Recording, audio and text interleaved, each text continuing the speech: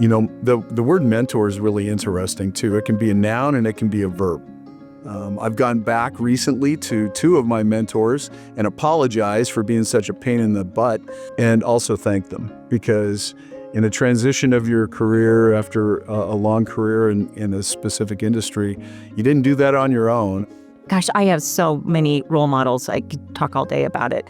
One is a man named Jim Collingwood. I was so driven to just get stuff done, and I was very technical and go, go, go.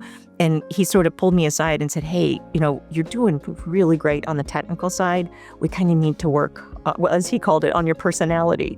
But now I think we have better vocabulary for that. But just really about my interpersonal skills, I was just running over the top of people. I realized I could actually get a lot more done, which was the goal, by building people up and having a good experience. And so that piece of advice has been just incredibly important. I had the Meridian Senior Center write me this long letter a couple of weeks ago because their roof was leaking and they needed a new roof, and it was $70,000. And Clark, I sat there and I thought, oh, I can't do one more thing. I can't.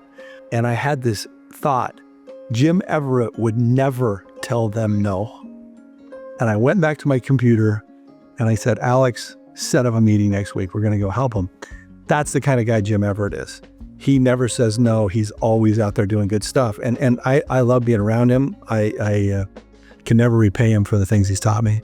I got into this career because of Beth Einig. I took a job through AmeriCorps from someone I had met in AmeriCorps and got to work in the City of Nampa office. She watched me and helped me in that role. And then when an opportunity to come with the City of Nampa came available, she scooped me up and she taught me everything that I know. So when it comes to this profession, she really is my number one mentor.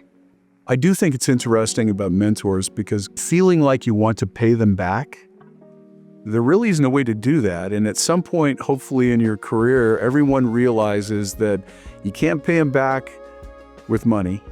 You can take them to dinner, you can write them a note, you can tell them thank you, but the big thank you and your responsibility, if you've been privileged to have mentors, is to mentor others. And we really need to make sure that continues. It's so valuable, and I think that is part of what makes BVEP special, is introducing people to one another who can have those relationships.